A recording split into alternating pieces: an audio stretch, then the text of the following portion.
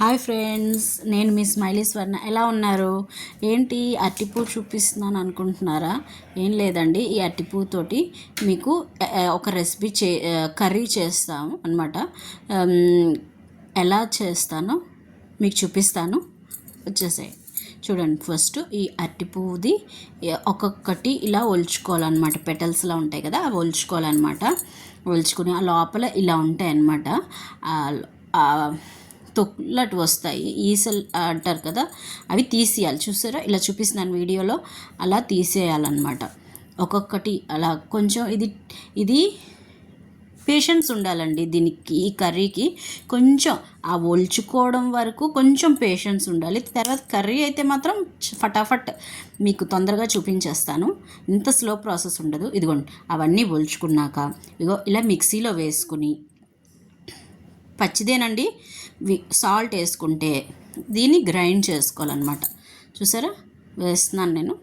వేసి సాల్ట్ వేసుకున్నానండి. ఇది మిక్సీ గ్రైండర్లో మిక్సీ ఆడేసుకోవడమే. ఇదిగోండి, మిక్సీ ఆడుతున్నాను. మిక్సీ ఆడాక ఆ పేస్ట్ వస్తుంది చూసారా, ఆ పేస్ట్ని జల్లెడు ఉంటుంది కదండి, కసు ఉంటుంది అన్నమాట దీంట్లో. అది ఒక 2-3 సార్లు కడిగేసుకోవాలి. ఆ పసర కస్స ఉంటుందన్నమాట, ఆ పచ్చిదనం అదంతా పోతుందన్నమాట. శుభ్రంగా నీళ్ళు తెల్లగా వచ్చేస్తాయి. అదే అంటే తెల్లగా కడిగితే నీళ్ళు తెల్లగా వచ్చాయంటే పస పోయినట్టు అనమాట. ఇగోండి, ఇలా జల్లెల్లో వేసి ఇలాగా 2-3 సార్లు వాష్ చేసుకోవాలి. సో చూసారా, ఇలా వస్తుందన్నమాట వాష్ చేసుకుంటే. ఇదిగోండి చూడండి, నీట్గా ఇలాగ మొత్తం అంతా ఇలా వాష్ చేసేసుకుంటే చాలా ఆ పస అన్నది పోతుందన్నమాట. ఇదిగోండి చూడండి, మిక్సీలో ఒక 2-3 టైమ్స్ వాష్ చేసుకుని ఇలాగా ఆ పస అంతా, ఆ కస, ఆ అరటి పువ్వులో ఉన్న కస ఉంటుంది కదండి, ఆ పువ్వులో అదంతా పోతుంది. సో ఇదిగోండి చూసారా, వాటర్ కూడా వైట్ వచ్చాయి. కిందన కడుగుతూ ఉంటే వాటర్ కూడా తెల్లగా వచ్చాయి. చూసారా, అలా తెల్లగా రావాలన్నమాట అది కడిగితే. అప్పుడు పోయినట్టు అది గట్టి వాడ్చేసుకోవాలన్నమాట. నీరు లేకుండా ఓడ్చేసుకోవాలి. ఇలా గట్టిగా స్క్వీజ్ చేసి ఓడ్చుకుని అలా పెట్టుకోవాలి, పక్కన పెట్టుకోవాలన్నమాట. ఇదిగోండి చూసారా, గట్టిగా స్క్వీజ్ చేసి పిండి పక్కన పెట్టుకోవాలి. అది వాటర్ పోతుంది. సో ఇదిగోండి, అలా వాటర్ లేకుండా అలా పక్కన ఇదిగోండి చూసారా, ఇలా పెట్టుకోవాలి. పెట్టుకున్నాక చింతపండు పక్కన నానబెట్టుకుని గుజ్జు తీసుకోవాలన్నమాట. చూసారా, ఇదిగోండి ప్రాసెస్. చాలా ఈజీ ప్రాసెస్ అండి. కాకపోతే నేను కొంచెం స్లోగా మీకు అర్థమయ్యేటట్టు మెల్లిగా చెప్తున్నాను. చూసారా, ఇలాగా చింతపండు, కూరకి కావాల్సిన చింతపండులో ఆ గుజ్జు తీసుకుని అందులో మనం ఇందాక స్క్వీజ్ చేసి పెట్టుకున్నాం కదండి, అది పువ్వు అది వేసేసుకోవాలన్నమాట.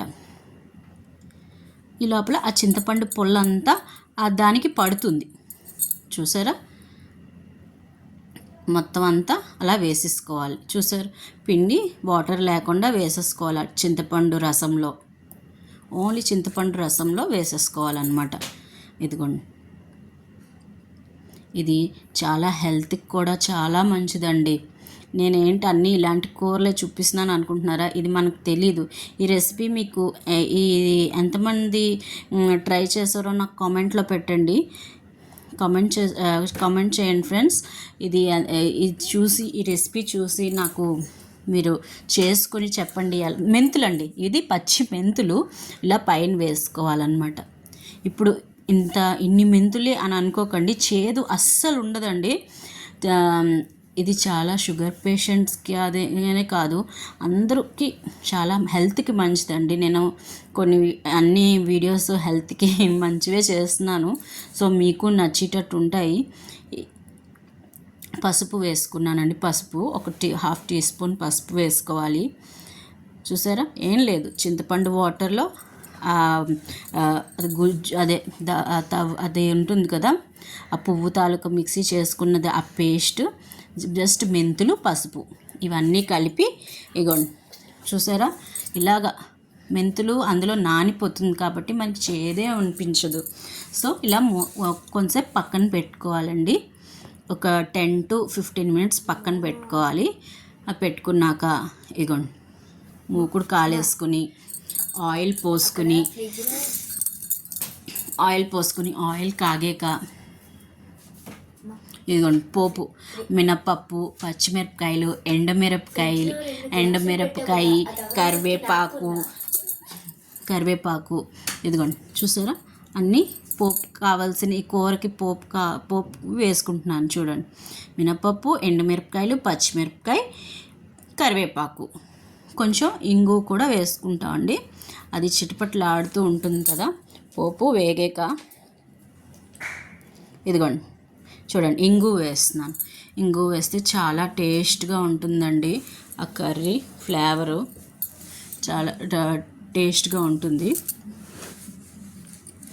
ఇదిగోండి చూడండి అలా కలుపుకోవాలి. కలుపుకున్నాక ఇందాకలు మనం పెట్టుకున్నాం కదండి పక్కన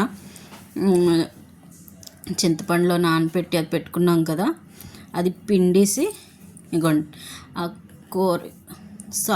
కూరలో వేసుకోవాలన్నమాట. ఆ పోపులో వేసుకోవాలి.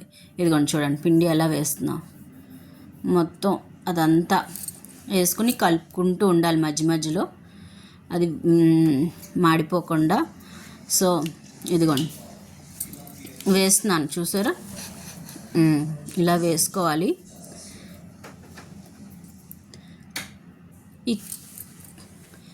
ఇలా కలుపుకుంటూ ఉండాలి మధ్యలో, అది మాడకుండా.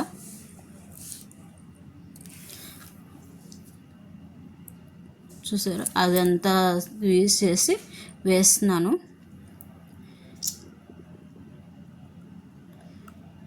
వేసుకుని కలుపుకోవాలండి.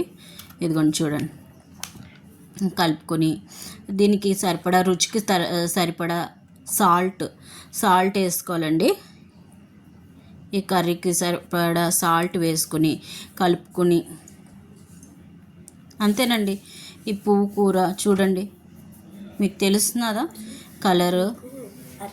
అరటి పువ్వు కర్రీ రెసిపీ చాలా సింపుల్ అండి.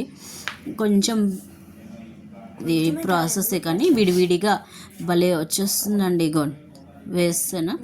తర్వాత సాల్ట్ దీనికి సరిపడా సాల్ట్ వేసుకోవడమే. వేసుకుని ఇదిగోండి ఇలాగా సిమ్లోనే ఉంచుకోవాలి. సిమ్లోనే ఉంచుకుని దగ్గరికి అవుతుంది, అప్పుడు విడివిడిగా వచ్చేస్తుంది అన్నమాట. ఇదిగోండి ఇది చాలా హెల్త్కి కూడా మంచిదండి. ఎంత హెల్దీ రెసిపీ అండి ఇది. మీరు ట్రై చేయండి. చూడండి ఇదిగోండి కలుపుకుంటున్నాం. ఇలా విడివిడిగా వచ్చేస్తుంది. ఇదిగో రెసిపీ రెడీ అయిపోయిందండి. చూసారా ఎంత బాగుందో. ఇది మీరు కూడా ట్రై చేసి కామెంట్స్లో పెట్టండి నాకు ఎలా వచ్చిందో. ఇదిగోండి చూసారా ఎంత కలర్ఫుల్గా ఉందో. Thank you friends, please subscribe to my channel అండి.